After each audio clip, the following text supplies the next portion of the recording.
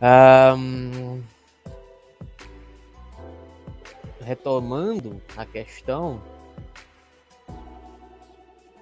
é necessário aprender a suportar a uniformidade, né? É a tarefa das nossas escolas, da nossa cultura, fazer com que suportemos a uniformidade. É óbvio, se você não é uniforme, se você não reproduz essas estruturas institucionais, inclusive, você está fora. Né? Está fora, está cortado. Então, aprender algo que não é da nossa conta, e precisamente nesse sentido, sentir que esse dever dessa coesão é seu objetivo, né? E sentir prazer com isso, né? Ou ainda colocar essas questões nos seus devidos lugares. Essa é a tarefa inestimável do próprio ensino superior, né? E aí a gente vai chegar no próximo aforismo. Vamos lá. Né? Partindo aqui desse impessoal para de um exame de doutorado. Qual é a tarefa de todo ensino superior? Fazer do homem máquina. Qual o meio para isso? Ele tem que aprender a enfadar-se. Como consegue isso? Mediante o conceito de dever. E aí, referência direta a Kant, né? Quem é seu modelo para isso? O filólogo, ele ensina a suar. Nota 114, vamos ver se a nota 114 tem algo de importante a nos dizer. Suar, em alemão, originalmente gíria de estudante. The ox, boi. É trabalhar como boi, ralar, em gíria brasileira. Interessante, né?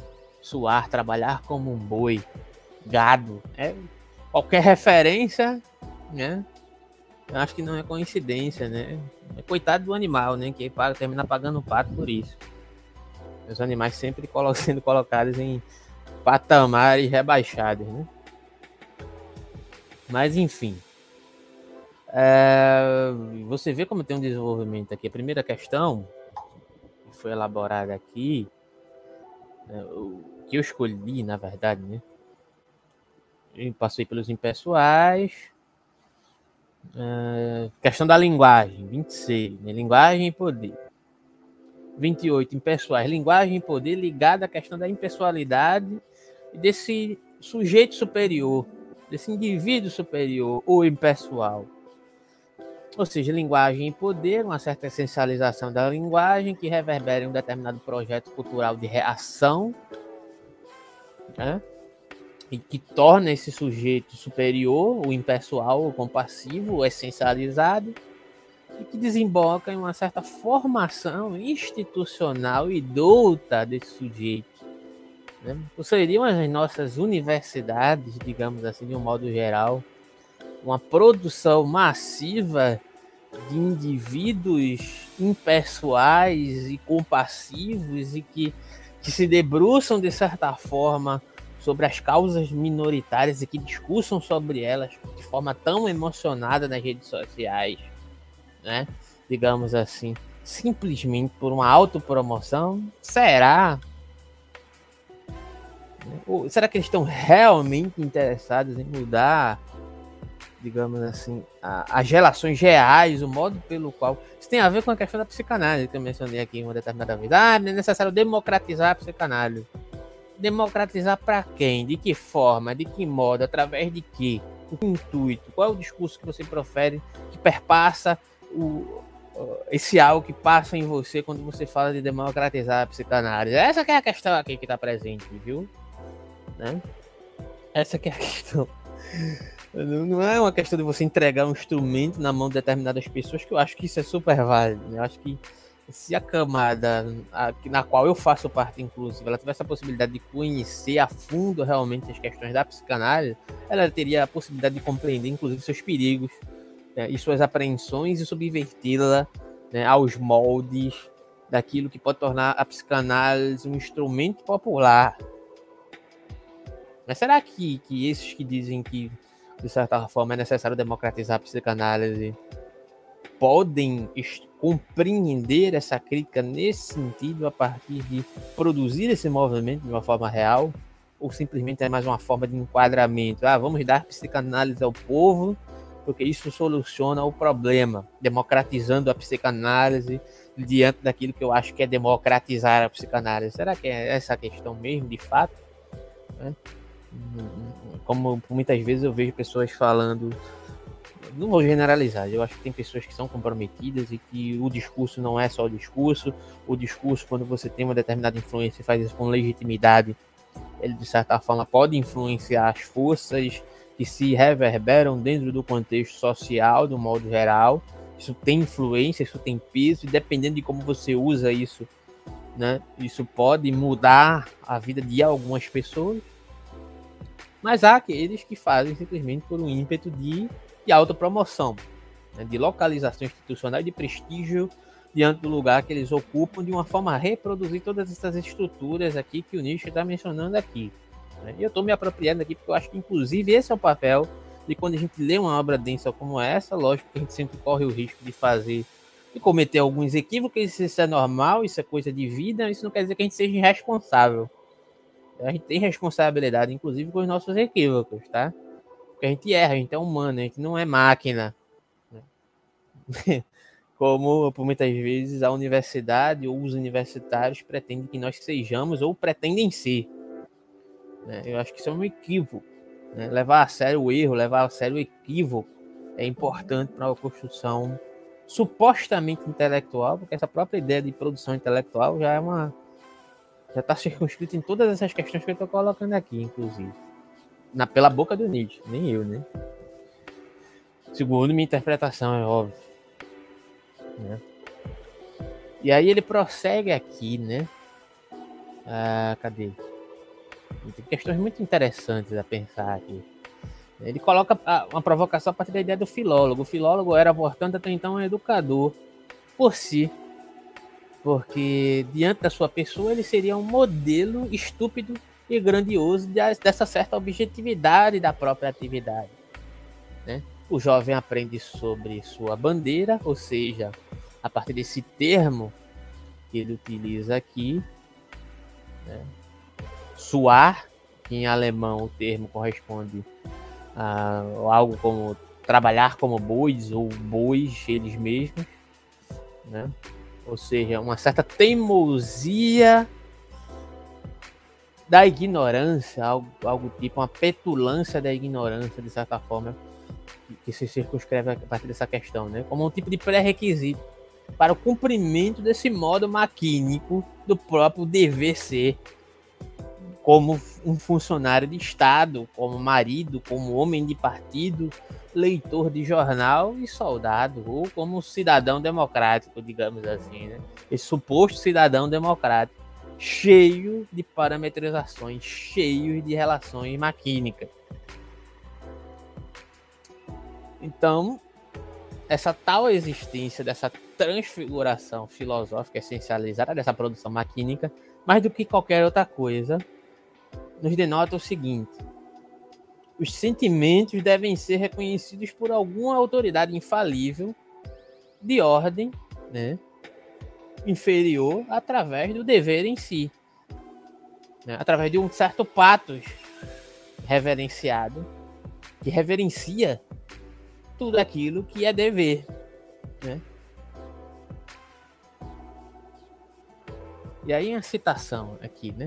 Além de toda utilidade, diversão, expediente, falando de um certo imperativo, a forma maquinal de existência como a mais alta e venerável forma de existência, adorando a esse si mesmo, tipo como Kant, como um fanático do conceito formal, tu deves. Será que a nossa universidade é demasiadamente kantiana? Talvez seja.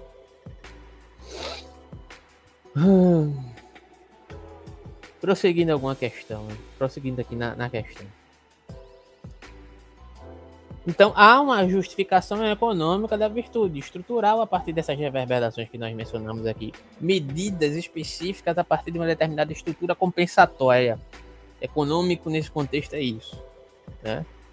Ou seja, tornar o mais útil possível esse eu, o mais longe possível de alguma forma, que afaste a máquina infalível, né?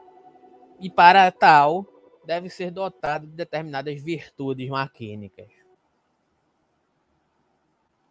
Tem que trabalhar no Estado de forma maquinalmente utilizável, como os de maior valor, ser um acadêmico de valor, inclusive. Aprender a sentir desse modo. É necessário que se livre dos outros modos de sentir, inclusive, quando possível. Pois isso é desonroso, perigoso e pode desestruturar essa ordem maquínica a partir da relação dos outros. Né? E é justamente aqui que se dá mais um tropeço. Essa uniformidade de todo modo maquínico de uma certa virtude tediosa. Esse suportar para ensinar esse modo tal, né? Esse modo formalizado.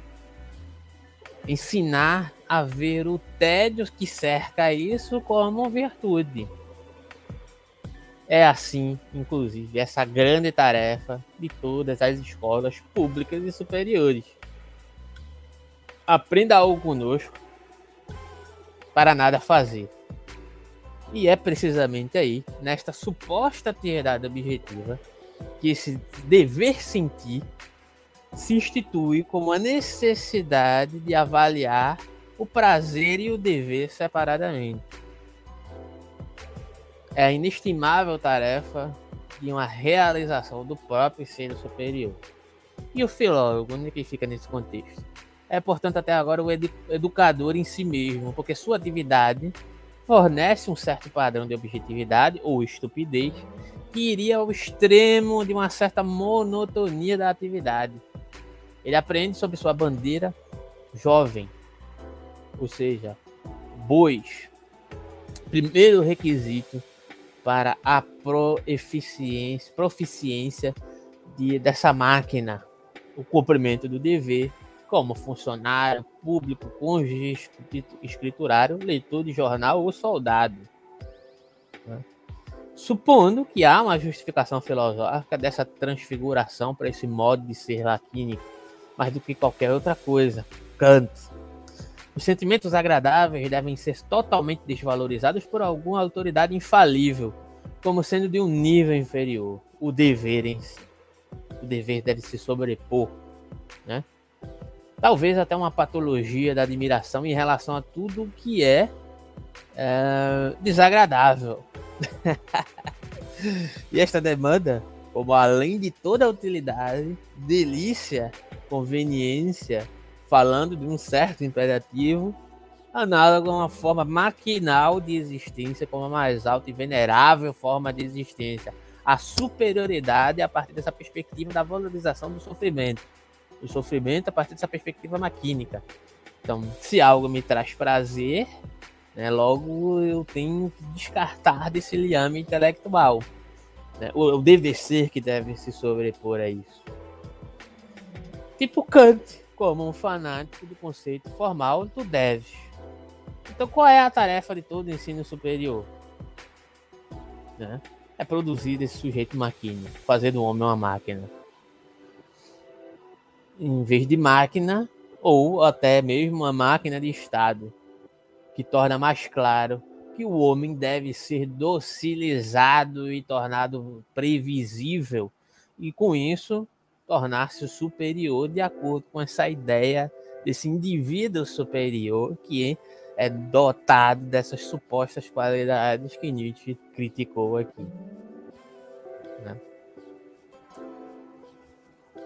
E aqui tem algumas influências, né? Algumas menções, né? Que se constituem a partir dessa ideia de homem maquínico, né? Em Julian Frey, né? Que traz uma certa compreensão materialista do homem como máquina, né? Expressamente identificados como apropriados ou capturados, a palavra que eu gosto de utilizar. E esse conceito de dever, o que afinal de contas Kant quer dizer com isso? Né? Basicamente, grosso modo, né, é muito presente na filosofia prática de Kant, né? Tanto quanto na crítica do próprio funcionário público prussiano que a gente coloca aqui em questão. Né?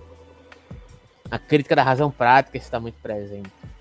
Tem um trecho, citação do próprio Kant: dever, você sublime, grande nome, você que não é popular, que insinuação para si mesmo conduz, agarre-se em você, mas exija submissão, mas também não ameace nada, o que despertou aversão natural na mente, amedrontado pela vontade, mas meramente estabelecer uma lei que por si mesma na mente encontra uma certa autoadmiração contra a vontade, se igual nem sempre diante da obediência, diante de que todas as inclinações se calam, mesmo que trabalhem secretamente contra ele. Kant